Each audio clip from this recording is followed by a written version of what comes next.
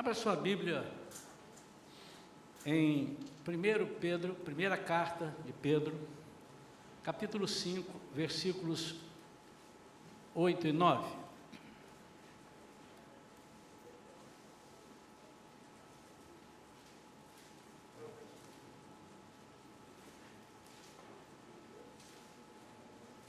Primeira carta do apóstolo Pedro, capítulo 5, versículos 8 e 9.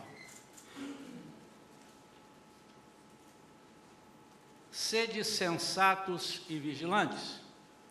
O diabo, vosso inimigo, anda ao redor como leão rugindo e procurando a quem devorar. Resistir-lhe permanecendo firmes na fé, conscientes de que os irmãos que tendes em todo o mundo estão atravessando os mesmos sofrimentos. Pai querido, em nome de Jesus, fala conosco. Queremos ouvir somente a Tua voz, Pai. Queremos ser edificados pela Tua palavra.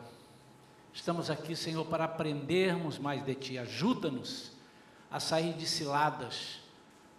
Ajuda-nos e fortalece-nos com a Tua graça, para que possamos ser servos fiéis e vencedores, propagando a Tua palavra, em nome de Jesus. Amém? Amém.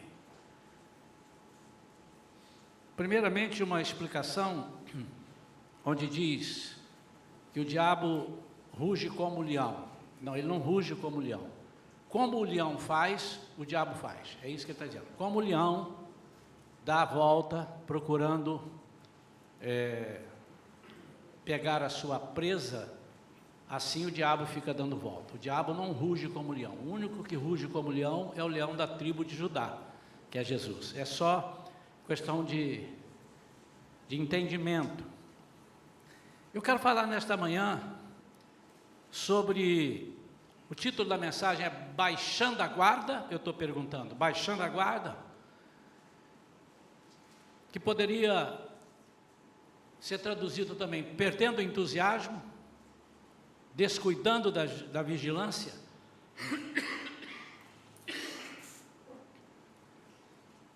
Eu queria que os irmãos fizessem uma comparação e confrontassem. Nós temos pregado alguns temas ligados com o momento que estamos vivendo. Ontem eu estava vendo um programa, um documentário na CNN. Ficou muito tarde, eu não aguentei ver todo, mas falando sobre essa pandemia e sobre outras que já vieram, que a gente às vezes esquece, desde 1900 e vovô neném. E de onde surgem, algumas ninguém sabe, outras eles sabem, mostrando a relação com os animais, principalmente selvagens, não os silvestres. Faz uma reportagem lá na China, onde ele mostra os animais, cada um de um tipo, tudo amontoado, uns mortos, outros vivos, e as pessoas compram e consomem. Mas também ele, em dado momento, diz que algumas enfermidades, alguns vírus que passam para os animais, passam dos homens para os animais. Cientistas renomados. Mas o que ele diz ali, o que eu peguei daquilo tudo é o seguinte: vieram várias. E eles chegaram à conclusão de que essa é mais uma e outras virão. Já está confirmado na Europa, Estados Unidos de novo, a segunda onda, ainda que não seja dessa mesma, outras virão. Pastor, isso é uma profecia ruim que o senhor está dando. Não, a Bíblia já diz isso, que acabando uma virá outra, resultado daquilo que o homem escolhe, daquilo que o homem escolheu, viver completamente fora dos mandamentos de Deus. Nós temos que conviver com isso. Estamos no mundo, não somos do mundo, mas estamos no mundo.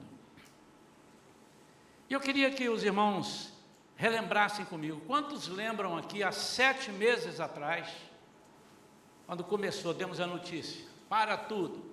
Irmãos, eu me lembro. para chegar uma comida lá em casa era um sacrifício. E eu chegava na porta de bota, capacete e tal, a gente recebia de longe também de máscara, e aí vinha, quase que comprei aquela máquina que pulverizou a igreja, para pulverizar tudo, e álcool aqui, álcool ali, caiu, pega de novo álcool, gastava-se uma enormidade de álcool, gel, foi ali, álcool de novo na mão, e minha mão está arrebentando toda aqui a pele, álcool e mais álcool, e as pessoas falando de longe. Com o tempo isso foi diminuindo, mas eu quero lembrar os irmãos que a pandemia não acabou. A pandemia não acabou. Não, mas diminuiu, mas não foi controlada. E alguns estão confiando plenamente que em novembro agora vai vir uma vacina, janeiro vacinou, já estão marcando férias para fevereiro e março. Não é assim, pelo menos o que os cientistas estão dizendo. Tudo pode mudar? Pode, porque Deus é soberano, Ele faz o que Ele quer. Ele pode dar um sopro lá do alto e sumir tudo e parecer que nunca houve. Mas não acabou. E muitos de nós baixamos as guardas. Não estamos tendo mais o mesmo cuidado, essa é a verdade. Haja vista, se olhar aqui na igreja, a gente percebe que a gente chegava de longe, agora já abraça. E não pode abraçar. Não pode, não. As pessoas aí fora, fazendo festas como se nada tivesse acontecido. E festas sem máscaras. Por que fizeram isso? Certamente fizeram isso porque ninguém deles se contaminou. Fizeram isso porque ninguém deles morreu. Ou eles souberam que tal. É muito relativo para nós olharmos e vermos na televisão assim, 150 mil pessoas morreram. Se a gente não conhece nenhum, parece que ninguém morreu. Basta a gente conhecer um que a gente fala, 150 morreram, porque aquele eu conheço. Isso é do ser humano. Hoje parece que a pandemia não era para nós, era para a Itália, era para a China. Por isso nós deixamos de tomar alguns cuidados. Os irmãos concordam? Eu estou falando alguma bobagem? Concordam, irmãos? Bem. Não estou chamando, não estou dizendo que estamos sendo relapsos, nós demos uma descuidada. Pastor, pois não, meu irmão, eu continuo mesmo, eu estou falando em tese, estou generalizando, tanto que toda hora tem a polícia em algum lugar. Ontem teve uma festa num condomínio, num condomínio em frente ao meu, 5 horas da manhã eles não estavam lá, conversando e rindo e todo, se eu escutava até as conversas, eles não estavam de máscara, porque a mulher coloca um pouco assim, então, mas enfim, como se nada tivesse acontecendo. E eu queria, irmãos, baseado nesse fato, fazer uma analogia conosco, irmãos, que aceitamos a Jesus como Senhor e Salvador, e no momento que aceitamos a Jesus, somos batizados, nós entramos para uma guerra. O apóstolo Paulo fala lá na carta aos Efésios que a nossa luta não é contra a carne, não é contra sangue, não é luta humana, mas é uma luta contra as potestades espirituais que habitam as regiões celestes. Nós estamos em luta, estamos em guerra o tempo todo. Só terminará quando lá chegarmos. Só terminará para a igreja quando vier o arrebatamento. Para nós terminou. Para aqueles que ficarem, ainda não terminou. Continuará. Mas a igreja Shalom, como a maioria das igrejas, essa é a nossa visão, nós cremos que a igreja, asseguramos pela nossa convicção e pela palavra de Deus que nós não passaremos pela tribulação, nenhum dia sequer. Temos base para isso. Um dia falaremos algumas razões porque cremos nisso, mostrando na Bíblia, né? Mas, até que o Senhor nos leve no arrebatamento, nós estamos em guerra. Uma hora mais forte, outra hora menos forte. Uma hora somos mais afrontados. Outra, parece que a guerra acabou. O inimigo é estrategista de guerra. Estrategista de guerra. E qual é a ideia do inimigo? Que guerra? O que é que ele pretende nessa guerra? Ele pretende nos afrouxar, nos fazer desistir, porque ele sabe, porque ele estava lá no céu, ele escutava a conversa de Deus, que eu vou trazer para morar comigo um povo, e esse povo eu vou trazer, e quero trazer muita gente. E quando, depois que ele foi banido do céu, jogado fora, ele luta contra o propósito de Deus, ele sabe.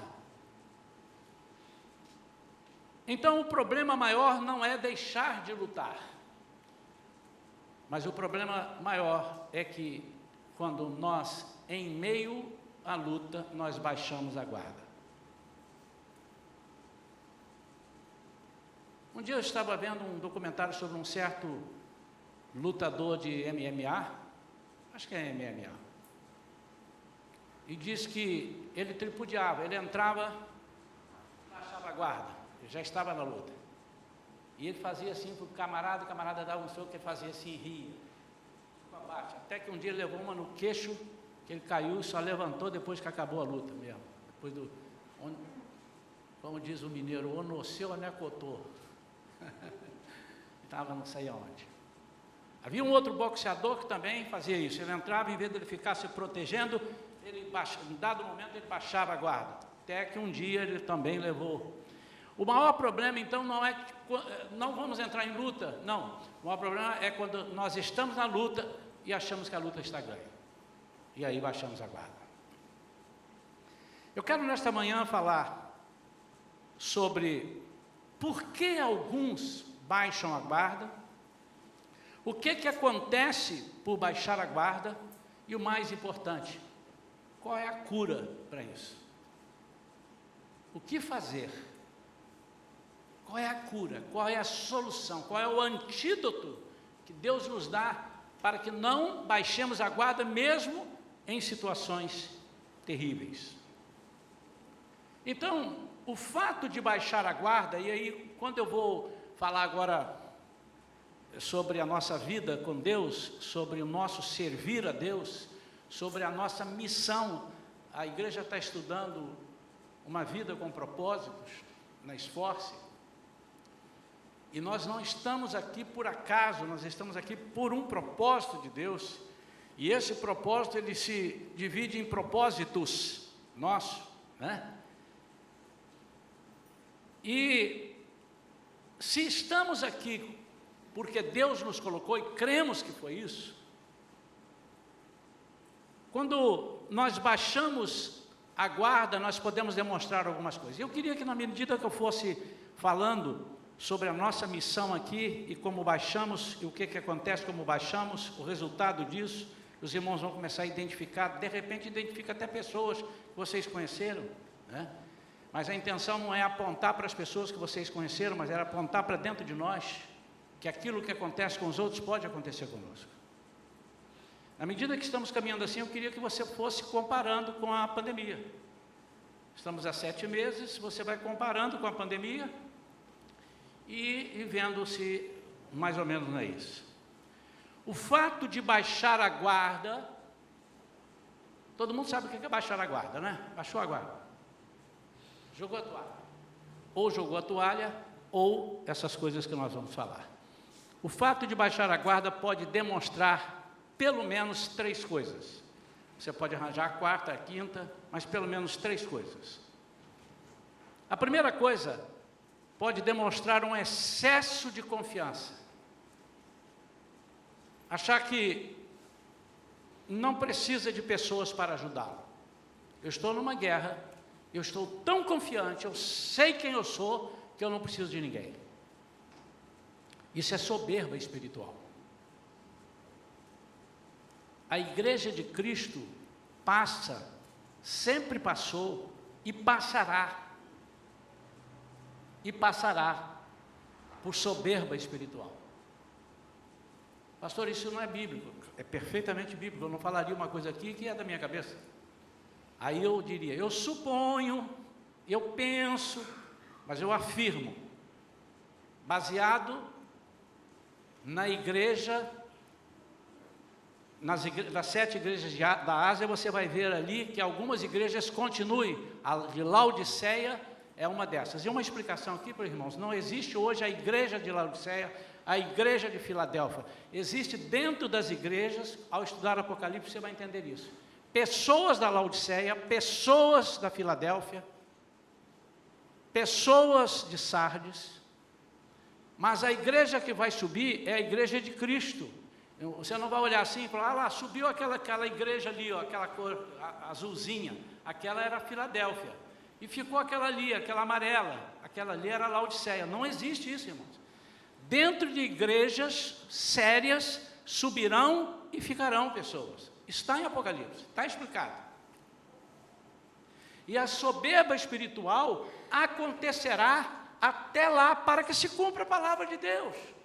Ele diz para a Laodiceia, olha, ele praticamente não tinha nada contra a Laodiceia, nada, assim, idolatria, não assim, um negócio mais, não, como tinha contra a igreja que tinha Jezabel, não, ele disse, o que eu tenho contra vocês, é que vocês não são nem frios e nem quentes, e para Deus o morno, nessa tradução original diz morto, inclusive, porque estão mortos, porque para Deus o morno está morto.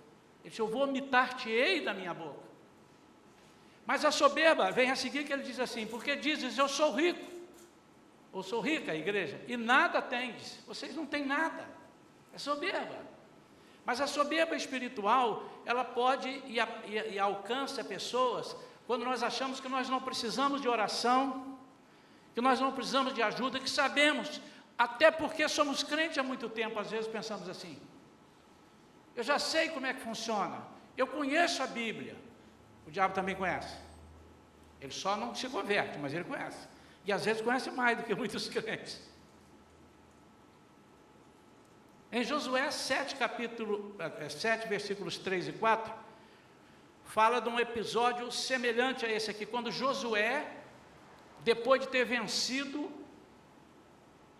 a invencível até então Jericó, e de uma forma absurda, diferente do que todos pudessem pensar, ele coloca essa soberba dentro do exército, ele deixa-se dominar pela soberba. Ele não foi soberbo, ele deixou-se dominar.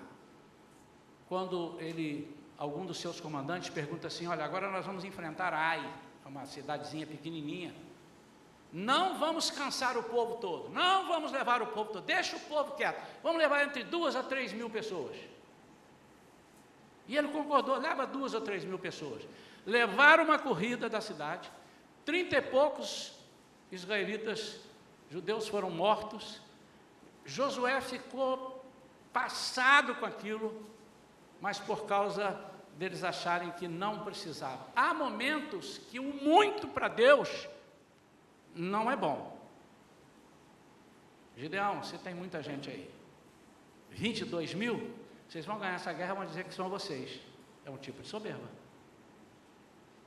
Você vai com 300, ainda é muito, mas 300 eu vou deixar você ir com 300. Mas há momentos em que o Senhor quer que todos estejam presentes. Nesse ponto aqui era um ponto de conquista. A igreja não pode achar 10 estão conquistando, 90 não precisa, já fizeram a minha parte. Isso é um erro, irmãos. A segunda coisa que pode demonstrar que você baixou a guarda é achar que você está imune a certos ataques. Vocês já repararam que há coisas que eu já vi pessoas na televisão, meu Deus, um dia uma bala perdida lá não sei onde, matou a pessoa, eu nunca pude imaginar, a gente vê toda hora isso na televisão, a mãe falando ou o pai, eu nunca podia imaginar que isso fosse acontecer comigo. Há coisas que a gente nunca imagina que acontece conosco. Nunca imagina. Por quê? Porque nós achamos que somos imunes.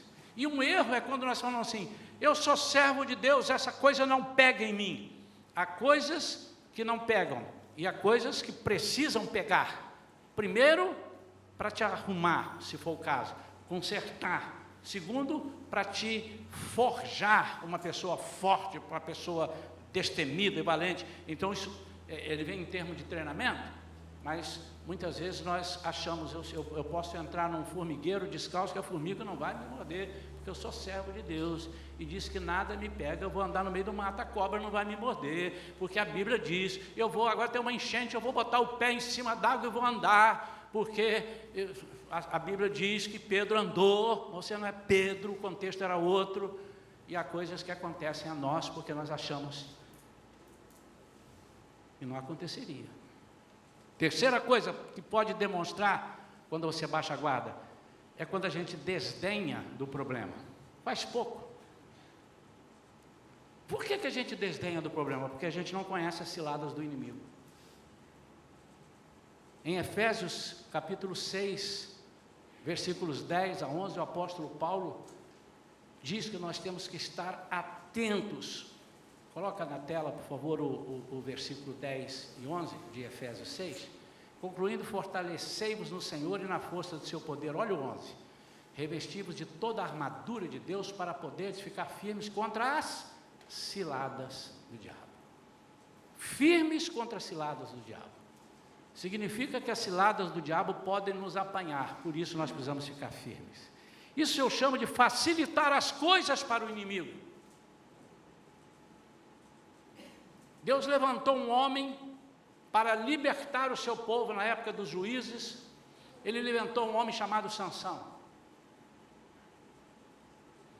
E pelos filmes que a gente vê, o Sansão era um homem forte, um baita de um guarda-roupa de 2 metros. Então, não, Sansão, segundo os estudiosos, era um homem normal.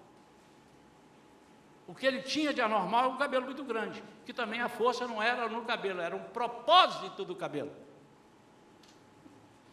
Aí teve gente que eu vou deixar meu cabelo crescer para eu ficar forte. Se Deus falasse com você que o propósito é a unha, você tem que deixar a unha, e não o cabelo. Mas ele brincou, porque ele era forte quando o Espírito Santo vinha sobre ele. Aí ele ficava indestrutível, mas ele tripudiou. Ele se apaixonou lá por uma mulher, fora do seu povo, Dalila, e o seu povo disse, descobre a força desse camarada não é possível, ninguém pode com ele.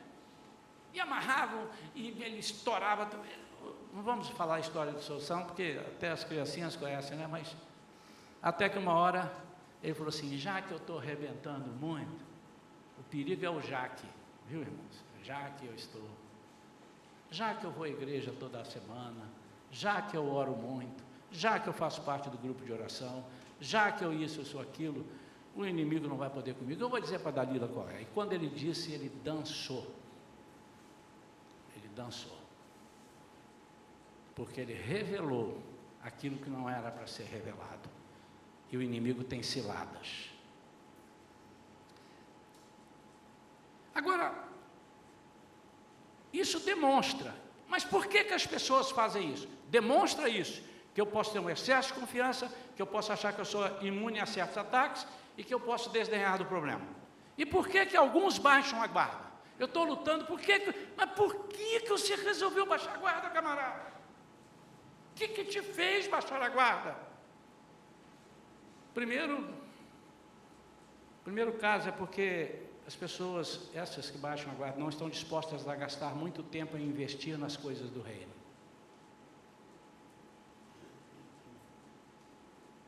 Elas entram numa luta, ou num propósito, ou numa visão, em busca de um resultado imediato.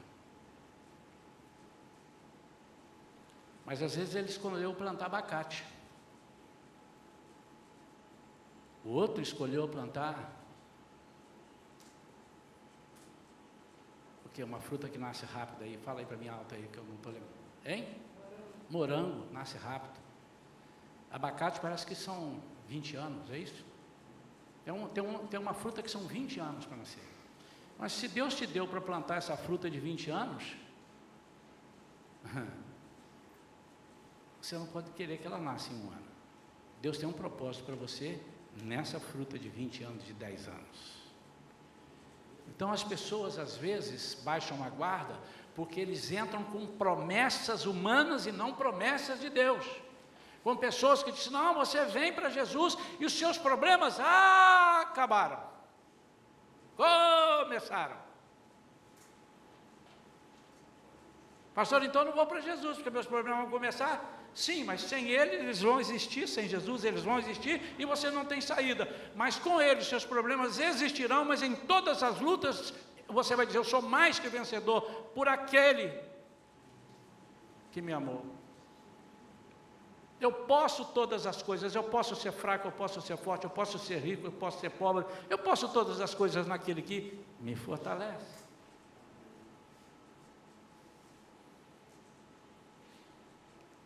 Buscam resultados imediatos, não sabem esperar. Tem coisas que têm o tempo de maturação, não é o seu tempo, é o tempo de Deus. Eu já expliquei isso aqui, o nosso tempo é feito em cronos. Horas, minutos, dias. O de Deus é em kairos, que significa está pronto ou não está pronto, está na hora ou não está na hora. Esse é o tempo de Deus. O salmista no Salmo 40 diz, esperei com paciência no Senhor, olha o que vem, e Ele se inclinou para mim e me ouviu quando clamei por socorro. Então, em meio à luta, você vai ter necessidade de clamar por socorro, mas você vai ter que esperar com paciência, porque há coisas que Deus quer que você passe. E você não pode baixar a guarda. Por que alguns baixam a guarda, em segundo ponto? Porque focam nas suas decepções. Irmãos, os homens falham, todos falham. Eu falho, você falha, nós falhamos. Vós falhais, eles falham. Mas Deus não falha. Eu queria ouvir um amém, eu estava na expectativa de um outro amém. Mas Deus não falha. Jesus não pode ser punido por algo que alguém fez. Um dia me veio na cabeça assim, eu vou preparar uma pregação sobre isso. Talvez um dia que o Senhor ainda não me deu inspiração, então estou esperando. Irmãos, havia um homem numa igreja onde o pastor era Jesus Cristo. Os membros eram 12 apóstolos. E um desses homens era Judas. Eu quero que os irmãos entendam que na ceia, Jesus falou assim, vai um aqui que vai me trair. Todo mundo, mas quem?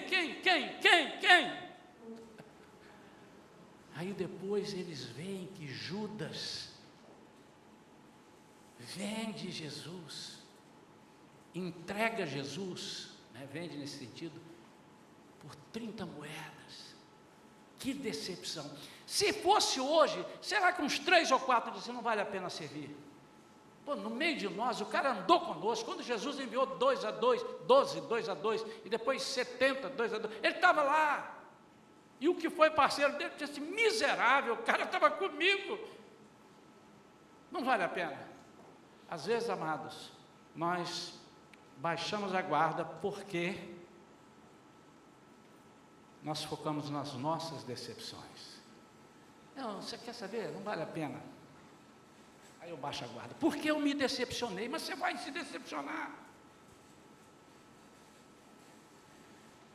Às vezes nós precisamos entender que Deus nos chama para um exército para nós ajudarmos aqueles que estão trabalhando. E nós queremos chegar no exército para ser levarmos na rede. A terceira razão por que baixam a guarda, por confiarem em promessas falsas, rasas, que visam sempre ajudar a si próprios. Aí quando não acontecem, se desiludem.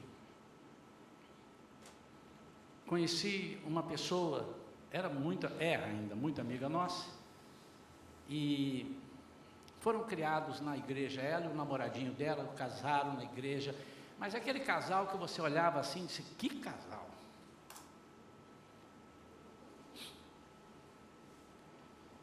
Um belo dia, ela nos procura chorando que o marido dela tinha traído ela, e ele estava meio afastado de casa, vou separar, não estava lá e tal, e a igreja juntou um grupo lá, começamos a orar por ela. Mas Deus não diz, no dia 10 de dezembro, no dia 19 de novembro, ele vai voltar. Ele pode dizer se houver um fim proveitoso. Vou repetir, irmãos, o tempo de Deus não é o nosso tempo. Porque muitas vezes você programa ou ouve alguém falar no seu ouvido que é 20 de dezembro e Deus não falou que é 20 de dezembro. E deram uma data para ela, que o marido dela ia voltar naquela data, e não voltou. E ela ficou decepcionada com as profecias que recebeu e se afastou da igreja. Nós temos muito cuidado, agora eu vou falar para a igreja, nós temos muito cuidado com o que falamos para as pessoas. Muito cuidado. O fato de eu dizer para o irmão Jorge, em nome de Jesus, não vai ser nada, eu não sou médico para dizer isso, mas eu tenho fé, e eu estou dizendo pela fé, e se for, eu não posso ser cobrado. Me lembro quando eu fui batizado no Espírito Santo, saí uma volúpia, uma vontade de orar por todo mundo, eu e a pastora Vera saímos e visitava, aí eu me lembro, a primeira pessoa que eu fui orar que estava doente, orei com fervor, mas com uma fé, irmãos, e a pessoa morreu depois. Eu fiquei arrasado. Aí eu falei, não, mas foi essa, vamos no outro. E fui orar por outro, e orei, não aconteceu aquilo que nós pedimos, não me lembro bem, mas deu errado. Vou parar. Ouvi, aí fomos fazer uma libertação de uma pessoa, e o demônio se levantou, fez um monte de ameaça, conseguimos expulsar o demônio, mas não conseguimos dormir depois, eu e a pastora. E fomos num evento lá no Espírito Santo com a família toda, meus irmãos, os pais daquela pastora Márcia que estava aqui também, ela estava e tal, e tivemos que dormir tudo embolado na sala, porque estava todo mundo com medo. Aí alguém de lá da igreja, que nós estávamos indo levar o avivamento e não aceitava o avivamento, falou, quer saber de uma coisa? Conselho, hein? Mexe com isso não. Mexe com o diabo não, deixa ele quieto onde ele está, senão a vida de vocês vai para baixo. E eu cheguei a pensar, disse, eu vou mudar de ministério, que o negócio não vai dar certo não. Cheguei a pensar, mas não pensei. Fui em frente, estamos aqui. Então o fato de nós dizermos para a pessoa em nome de Jesus é uma coisa. Agora, quando você dá uma profecia falando em nome de Deus, e não é de Deus, você está perdido. A quarta coisa, por que baixam a guarda? Porque não definiram a real motivação de ser um cristão. Eu sou cristão por uma questão social, eu sou cristão por uma questão de amizades, só vitória, por status, se bem que agora ser cristão não está dando muito status não, mas houve uma época que dava status. Lembro das primeiras vezes que eu viajei para os Estados Unidos, e uma das vezes que eu viajei, estava vendo a Guerra do Golfo, eu fui lá, cheio de CD na mala, cheio de aqueles cachorros, vieram assim, o cara chegando perto de mim, e eu intuitivamente disse para ele assim, eu sou cantor gospel. Vê aí se está certo, Tati. I am a gospel singer.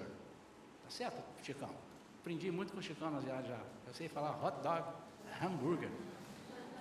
Quando eu falei isso, irmãos, em nome de Jesus, o Senhor me fulmine aqui se eu estiver mentindo. Eles estavam revistando todo mundo, era Golfo, acho que foi em 91, se não me engano, Guerra do Golfo. Estava ali, o cachorro, eu fui chegando assim, eu disse assim, eu não sei porque que eu falei, ele não me perguntou nada. Só faltava, porque ele dizia isso, eu estou te perguntando alguma coisa? Só faltava, porque eles fazem isso. Quando, irmãos, eu vou repetir. Aí chegou, fui chegando assim, ele com o cachorro, assim, olhando a mala, e falou assim, I'm a gospel singer. Ele disse, uou, welcome! E bateu continência para mim, irmão. Eu digo assim, uau! Mas hoje está diferente. Hoje está diferente. Hoje a gente tem que ter cuidado, porque por causa dessas decepções e por causa das pessoas que entraram com motivações erradas. E quando você entra num grupo, numa coisa por uma motivação errada, qualquer coisa que não der certo, você já descarrilha o trem, você já sai de banda, você não quer continuar. Qual o resultado disso? Agora vem o resultado, quando você abaixa a guarda. Vem logo os ataques mentais do inimigo. E diz, está vendo? Você não é querido. ninguém liga para você, ninguém te ajuda. E você começa, é mesmo, eu sou um injustiçado, já fiz tanto pela igreja, já fiz tanto por fulano, já fiz tanto por Beltrano, já fiz.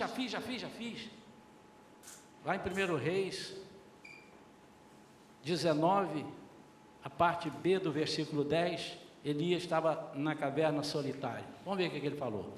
1 Reis 19, a parte B do versículo, bota o versículo 10, né, que não tem como botar a parte B, ele diz assim, sinto minhas entranhas, Elias falando com Deus, serem consumidas por causa do ardente zelo que eu tenho por Yahvé, o Senhor, Deus dos exércitos, porquanto os israelitas, meus irmãos,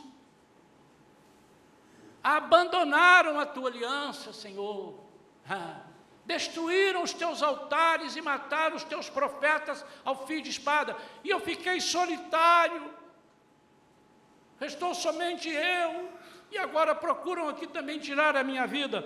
Agora vai lá para o 19, versículo 18, dá um pulo lá.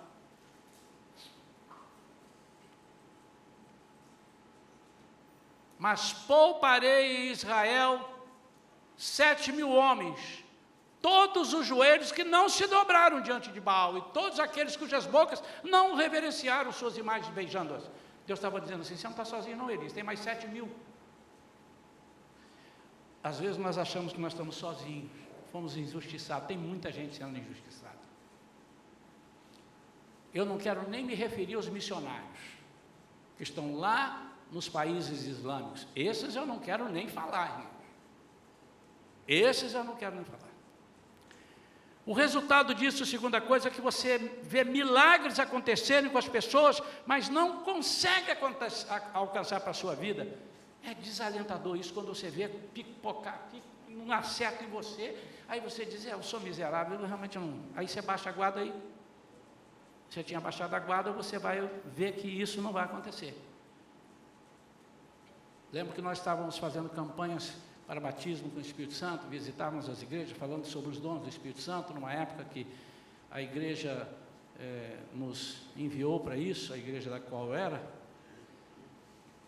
E eu vi uma vez uma pessoa na frente, gente sendo batizada, gente orando, e ele disse assim, mas que agonia, eu não sofro, eu não consigo, o que está acontecendo? Uma agonia nele, ele estava agoniado, que ele não conseguia.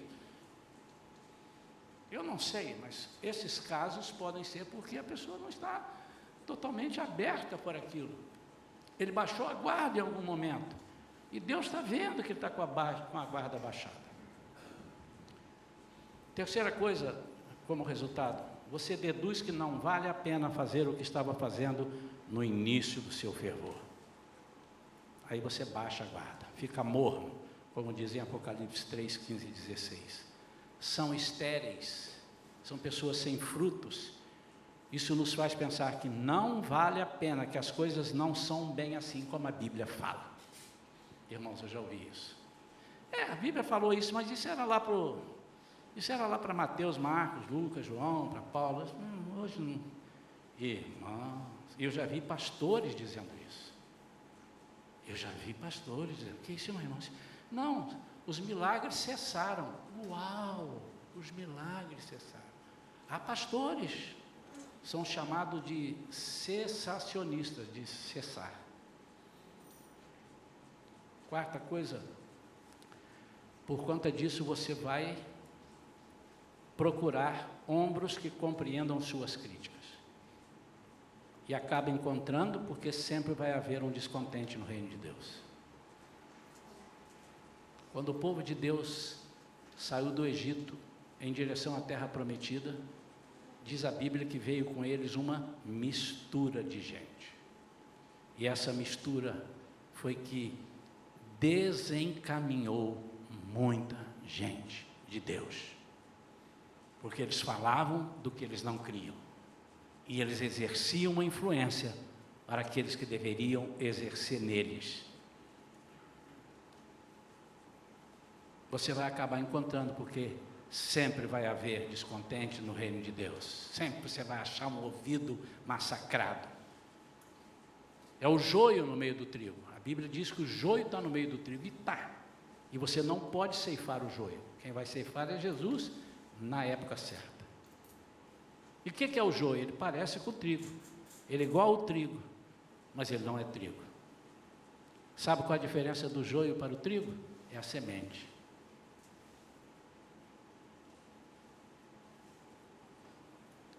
Qual é a cura, então, para quem baixa a guarda? Primeira coisa é entender a necessidade de ter parceiros na caminhada. Eclesiastes, capítulo 4, versos 9 e 10. A Bíblia diz que é melhor serem 2 do que ser 1. Ele está falando do trabalho. Então diz lá, melhor é serem 2 do que 1, porque há melhor recompensa no trabalho de 2 pessoas. Porquanto, se um cair, o outro levantará seu companheiro. Mas pobre do que estiver sozinho e cair, assim não haverá quem o ajude a se reerguer. Primeira coisa que nós fazemos quando estamos insatisfeitos, baixamos a guarda, e quando ouvimos no nosso ouvido que é isso mesmo, que crente não vale nada, que não sei o que, aí você liga a televisão, você liga e tem gente falando mal, porque onde você quiser, você pode procurar, você acha para todos os gostos. O que você quer ouvir? Eu quero ouvir gente falando mal da igreja, falando mal da igreja. Põe no Google. Gente defendendo a igreja. O que você quiser você vai encontrar. Depende da sua convicção.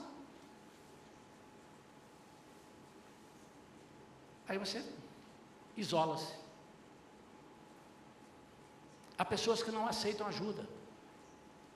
Há pessoas que preferem esconder a ajuda. A necessidade, digo, para não ter ajuda. Não contam. E uns até dizem, não, eu não quero te incomodar. Mas é para incomodar, irmão, nós somos o corpo. Tem que incomodar. Nem todos os irmãos são confiáveis, mas você deve achar um que seja. Vai naquele que é confiável, que conhece a palavra de Deus e que se você reconheça que ele é o seu parceiro que vai te levantar. Segunda coisa para a cura é esticar seus aprendizados iniciais. Estica, irmão. Às vezes nós recebemos uma coisa e guardamos, ela é para ser desenvolvida, é para ser esticado, você tem que esticar aquilo. Estica. Se você não esticar, você vai ficar com aquilo ali, mas de repente, se você estica, você vai perceber que ele vai muito além daquilo que você imagina. Esticar é colocar em prática aquilo que aprendem na teoria, estudos, pregações, ensinos. Pastor André falou aqui domingo, não adianta nada, você recebe um chamado, o que vai valer é o que acontece no dia seguinte. Recebe uma revelação, o que vai acontecer no dia seguinte? Você recebeu uma revelação, o que você fez com essa revelação? Enterrou? Esticar os aprendizados são muito importantes, é muito importante esticar, é muito importante. Eu fico pensando como as pessoas imaginam que sabem tudo. Cada dia eu estou com 70 anos de idade, com 140 de vivência.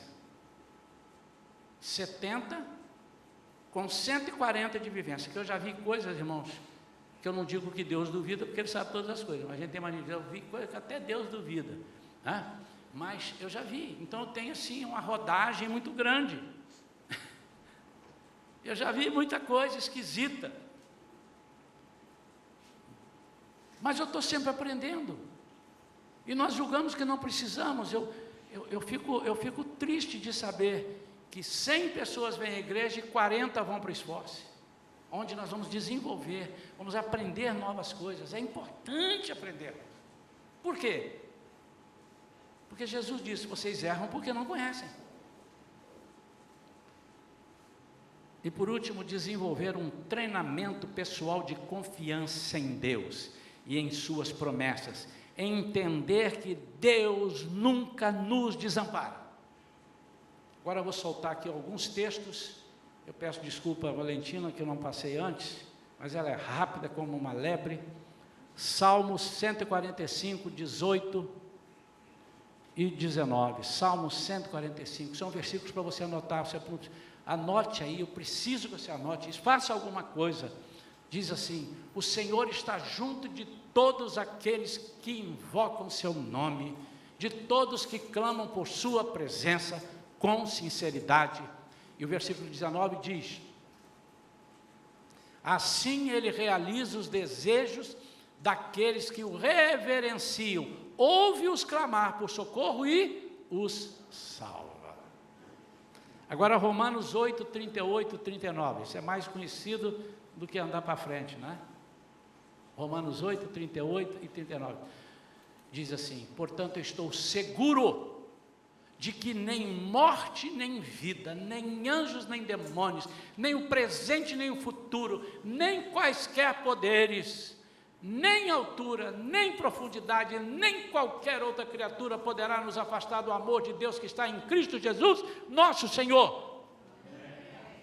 Isaías 41, 10, guarda para você, só no momento que você estiver atribulado, diz assim, Isaías 41, 10, também muito conhecido: por isso não temas, porque eu estou contigo, não te assuste, porque sou teu Deus, eu te fortaleço, ajudo e sustento com a mão direita da minha justiça. Uau! 2 Coríntios, capítulo 1,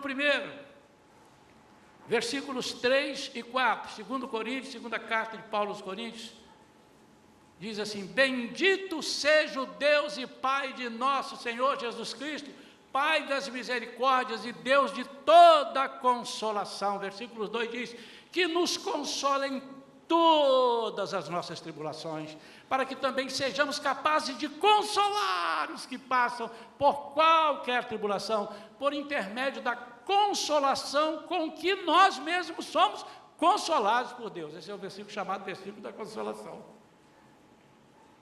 E o versículo 4 diz, é isso aí que eu acabei de ler. E Lamentações, também todo mundo conhece, Lamentações de Jeremias 3, 22, que diz, Lamentações 3, 22, a misericórdia do Senhor, ali está a bondade, é a razão de não sermos consumidos. Por quê? Porque as suas misericórdias não têm fim. Quero orar pela sua vida. Daqui a pouco nós vamos falar melhor, mas nós vamos entrar na outra semana, num jejum, mas hoje nós estamos tendo parceiros de oração, 2 a 2, está tendo nas crianças, está tendo em alguns outros grupos, e há pessoas que não estão levando isso a sério. É melhor que estejam 2, porque se um estiver fraco, o outro levanta. Irmãos, não podemos baixar a guarda, e nós temos que ter isto na nossa vida. Eu preciso congregar. A primeira coisa que uma pessoa faz quando fica doente é, vai para o açougue. Tá certo ou não? Procura um carpinteiro, é isso? Ou então vai para o deserto. Quem sabe ele morre lá, sem saber nem o que ele tinha. Primeira coisa que nós fazemos quando nós estamos agredidos em qualquer área da nossa vida é nos afastar da comunhão com os irmãos da igreja. Está errado. Isso é uma falta de entendimento muito grande. Isso é baixar a guarda. Pode ter certeza que vai entrar alguém no zap com você lá em casa. Amigo, oi, onde você anda? Estou em casa. Tá boa? Tô não. Por quê? Estou sabendo umas coisas, fiquei chateado lá na igreja. É mesmo? Diga não, toda igreja é assim mesmo. É mesmo, né? Igreja é uma instituição falida. Aí Jesus diz assim, mas o que eu fiz faliu? Eu disse que as portas do inferno não prevalecerão contra a minha igreja, e o camarada está dizendo que ela é falida? Aí Jesus falou, anjo, me ajuda aqui, vamos ouvir aqui direitinho o que ele está dizendo. Porque a igreja não sei o que e tal, a igreja é dos homens. Aí Jesus já mudou de dono. Já mudou de dono.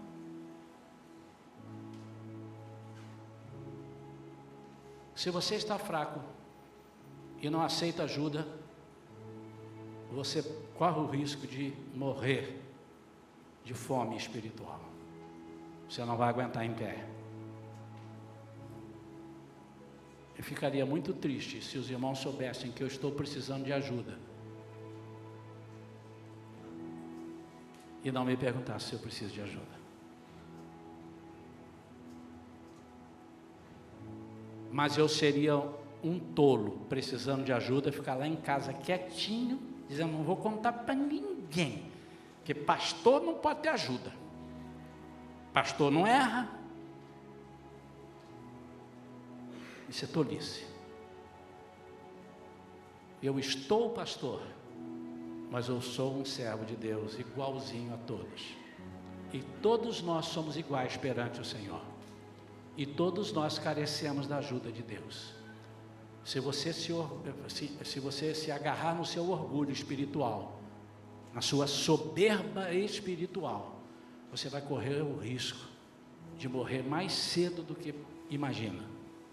Não baixe a guarda. Põe a mão no seu coração. Vamos orar. Pai querido, em nome de Jesus, quero te pedir que o Senhor tire de nós a soberba espiritual. Mas antes de tirar a soberba espiritual, que o Senhor nos dê foco sempre à frente, nem para a direita nem para a esquerda, mas no alvo daquilo que o Senhor tem para nós e daquilo que nós precisamos fazer. Senhor, cada dia está ficando mais difícil, por isso, Senhor, arruma uma luva de boxe mais forte para nós. Senhor, cada dia está ficando mais difícil. Senhor, dá-nos uma vitamina para as nossas pernas ficarem em pé, sustentando. Senhor, como faziam os guerreiros na antiguidade, quando eles descobriam que um órgão, uma parte do corpo era facilmente alvejado e eles poderiam morrer, ali eles colocavam um suporte maior, uma proteção maior. Senhor, que nós possamos fazer isso. Onde é que está a nossa desproteção? Onde é que está a nossa vulnerabilidade? Dá-nos uma luva forte de boxe. Dá-nos uma vitamina para o braço levantar e não baixar. Dá-nos, Senhor, força espiritual para lutarmos todas as lutas, em nome de Jesus. Amém. Graças a Deus. Espero que essa mensagem fique no seu coração, mas não fique só no seu coração.